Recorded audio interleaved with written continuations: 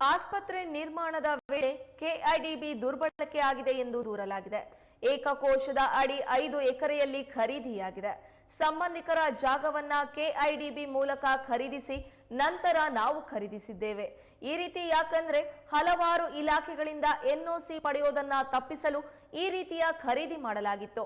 ಈ ರೀತಿ ಖರೀದಿಸಲು ಕೆಐಡಿಬಿಯಲ್ಲಿ ಅವಕಾಶವಿದೆ. ಇದರಲ್ಲಿ ಯಾವ ತಂತ್ರಗಾರಿಕೆಯೂ ಅಡಗಿಲ್ಲ ಎಂದು ಸಂಸದ ಬಿವೈ ರಾಘವೇಂದ್ರ ಸ್ಪಷ್ಟಪಡಿಸಿದ್ದಾರೆ. 10 ಲಕ್ಷಕ್ಕೆ ಖರೀದಿಸಿದ ಕೆಐಡಿಬಿ 14 ಲಕ್ಷಕ್ಕೆ ಮಾರಾಟ ಮಾಡಿದೆ.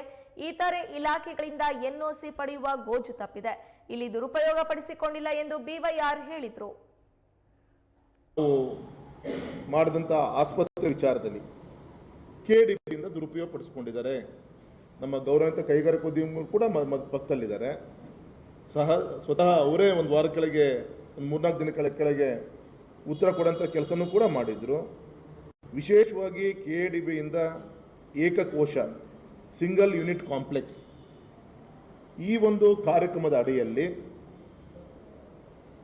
5 ಎಕರೆ ಚಿಲ್ಲರೆ ಆಸ್ಪತ್ರೆ ಕಟ್ಟಲಿಕ್ಕೋಸ್ಕರ ಜಾಗವನ್ನು ಮಂಜೂರು ಮಾಡಿಸ್ಕೊಂಡಿದ್ದೀವಿ. ಜಾಗ ಯಾವ ರೀತಿ ಬಂತು? ಪಾಪ ಅಲ್ಲಿ ಮಾರಾಟ ಮಾಡಿದಂಥ ಒಬ್ಬ ರೈತ, ಆ ರೈತನಿಂದ ನಮ್ಮ ಕುಟುಂಬದ, ನಮ್ಮ ಸಂಬಂಧಿಕರ ಹೆಸರಿಗೆ, ಅವ್ರ ಹೆಸರಿಗೆ ಕೊಂಡ್ಕೊಂಡು ಆ ಜಾಗವನ್ನು ಈ ಒಂದು ಕಾರ್ಯಕ್ರಮದ ಅಡಿಯಲ್ಲಿ ಕೆಡಿಬಿ ಕೊಟ್ಟು, ಇದು ಉದ್ದೇಶ ಏನು ಅಂದರೆ, ಯಾವುದೇ ಒಂದು ಇನ್ಸ್ಟಿಟ್ಯೂಷನನ್ನು ತರಬೇಕಾದಾಗ, ಇಂಡಸ್ಟ್ರಿ ಇರ್ಬೋದು, ಈ ರೀತಿ ಇದ್ದಾಗ 24 ದಿಕ್ಕಿನಲ್ಲಿ ಎನ್ಒಸಿಗಳನ್ನು ತರಲಿಕ್ಕೆ ಓಡಾಡೋದು ಮೊದಲು ಈ ಸಿಂಗಲ್ ವಿಂಡೋ ಕಾನ್ಸೆಪ್ಟಲ್ಲಿ ಸಿಂಗಲ್ ಯೂನಿಟ್ ಕಾಂಪ್ಲೆಕ್ಸ್ ಅಂತ ಏನು ಹೇಳ್ತಾರೆ, ಇದರಲ್ಲಿ ಕಾನೂನೇ ಹೇಳುತ್ತೆ ಕೆಡಿಬಿ ವ್ಯಾಪ್ತಿಯಲ್ಲಿ ಭೂಮಿಯನ್ನು ಮಂಜೂರು ಮಾಡಿಸಿಕೊಳ್ಳಲು ಬರುವ ಯಾವುದೇ ವ್ಯಕ್ತಿ ಅಥವಾ ಸಂಸ್ಥೆ ಪ್ರಮೋಟರ್ಗಳಾಗಿ ತಾವು ಅಪೇಕ್ಷಿಸಿದ ಜಮೀನನ್ನು ಕೆಐಡಿಬಿ ಸಂಸ್ಥೆಯಿಂದ ಪಡೆಯಲು ತಮ್ಮ ಯೋಜನೆಯನ್ನು ಕೆಡಿಬಿ ಸಂಸ್ಥೆಗೆ ಸಲ್ಲಿಸಬಹುದಾಗಿತ್ತು. ಈ ಯೋಜನೆ ಅಡಿಯಲ್ಲಿ ಜಮೀನು ಮಂಜೂರು ಪಡೆಯುವ ಮುಂಚೆ ಕೆಡಿಬಿರು ರಚಿಸಿದ ಷರತ್ತು ನಿಬಂಧನೆಗಳನ್ನು ಪೂರೈಸಬೇಕು. ನಾವೇ ತೆಗೆದುಕೊಂಡಂಥ ಭೂಮಿ ರೈತರಿಂದ, ಅರೆ ಈ ಪ್ರೋಸೆಸ್ ಆಗೋರು ಕೂಡ ಇನ್ನೊಬ್ಬ ರೈತನ ಹೆಸರಿಗೆ, ಅಂದರೆ ನಮ್ಮ ರಿಲೇಷನ್ ಹೆಸರಿಗೆ ಮಾಡಿಕೊಂಡು ಕೆಡಿಬಿಗೆ ಆ ಜಾಗವನ್ನು 10 ಲಕ್ಷಕ್ಕೆ ಹ್ಯಾಂಡ್ ಓವರ್ ಮಾಡ್ತೀವಿ. ಅವ್ರು 14 ಲಕ್ಷಕ್ಕೆ ನಮ್ಮದೇ ಭೂಮಿಯನ್ನು ನಮಗೆ ಕೊಡ್ತಾರೆ.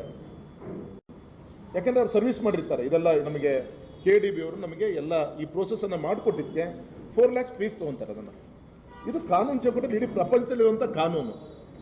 ಯಾವುದೇ ಅಧಿಕಾರ ದುರುಪಯೋಗ ಅಥವಾ ಕೆಡಿಬಿ ಅವರು ಮಾಡಿದಂಥ ಲೇಔಟಲ್ಲಿ ಭೂಮಿ ಕೊಂಡುಕೊಂಡಿಲ್ಲ. ನಮ್ಮ ಭೂಮಿಯನ್ನು ಕೆಡಿಬಿ ಕೊಟ್ಟು ಸಿಂಗಲ್ ವಿಂಡೋ ಅಲ್ಲಿ ನಾವು ವಾಪಸ್ ಸ್ಯಾಂಕ್ಷನ್ ಮಾಡಿಸ್ಕೊಂಡಿದ್ದೀವಿ.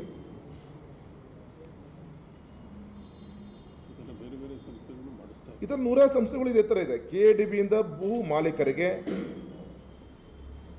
ನೀಡಲ್ಪಟ್ಟ ಮೊತ್ತ 85,55,000 ಅಂದರೆ ಭೂಮಿಯನ್ನು ಕೆಡಿಬಿ ಕೊಟ್ಟರು. ಕೆಡಿಬಿ ಅವರು ಏನು ಆ ರೈತನಿಂದ ನಮ್ಮ ರಿಲೇಷನ್ ಏನು ಪರ್ಚೇಸ್ ಮಾಡಿದ್ದಾರೆ, ಅವರು 85 lakhs ಭೂಮಿ ಬೆಲೆ ಕೊಟ್ಟರು. ಅದಾದಮೇಲೆ ಆ ಕೆಡಿಬಿ ಕೊಂಡ್ಕೊಂಡಾದ್ಮೇಲೆ ಇದೆಲ್ಲದೂ ಕೂಡ ಪ್ರೋಸೆಸ್ಸನ್ನು ಮಾಡಿ ನಮಗೆ ಆಸ್ಪತ್ರೆಗೆ ನಾವು ಅರ್ಜಿ ಹಾಕ್ತೀವಿ, ನಮ್ಮ ಆಸ್ಪತ್ರೆ ನಮಗೆ ಕೊಡ್ತಾರೆ. ಎಷ್ಟು ಇಸ್ಕೊಂಡ್ರು ಕೆಡಿಬಿ ಅವರು? 95 ಲಕ್ಷ ಇಸ್ಕೊಂಡ್ರು.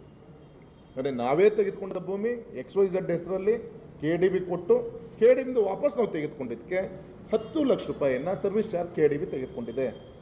ಯಾವುದಕ್ಕೋಸ್ಕರ ತೆಗೆದುಕೊಂಡಿದೆ? ಇದು ನಮಗೆ ಕೊಟ್ಟಂಥ ಸರ್ವೀಸು. ಸಿಂಗಲ್ ವಿಂಡೋ ಅಂಡರ್ನಲ್ಲಿ ಏನೇನು ಈ ಒಂದು ಪ್ರೊಸೆಸ್ಸನ್ನು ಮಾಡಿ ನಮಗೆ ಈ ಒಂದು ಕೈಗಾರಿಕಾ ಕೇಂದ್ರಗಳು, ಹೋಟೆಲ್ಗಳು, ಹಾಸ್ಪಿಟ್ಲ್ಗಳು ಬರಬೇಕು ಅಂತೇಳಿ ನಮ್ಮ ಉದ್ದೇಶ ಏನಿದೆ, ಆ ಉದ್ದೇಶದ ಸರ್ವಿಸ್ಗಳಿಗೆ 10 ಲಕ್ಷ ಫೀಸ್ ಇಸ್ಕೊಂಡು ಕೊಡ್ತಾರೆ ನಮಗೆ.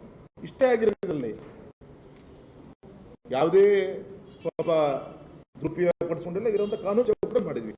ಇಷ್ಟೆಲ್ಲ ಕಾನೂನು ಗೊತ್ತಿರುವಂಥ ಹಿರಿಯ ಸದಸ್ಯರು ಯಾವ ಉದ್ದೇಶಕ್ಕೆ ಇದ್ರ ಬಗ್ಗೆ ಬೆಳೆ ತೋರಿಸುವಂಥ ಪ್ರಯತ್ನ ಮಾಡ್ತಾ ಇದ್ದಾರೆ. ಆಮೇಲೆ ಬೀದಿಲಿರುವಂಥ ಯಾವುದಾದ್ರು ಆಸ್ತಿಗಳನ್ನ ನಮ್ಮ ಬೇನಾಮಿ ಆಸ್ತಿ ಅಂತೇಳಿ ಮಾತಾಡುವಂಥ ಒಂದು ಪ್ರಯತ್ನ ಮಾಡ್ತಾರೆ.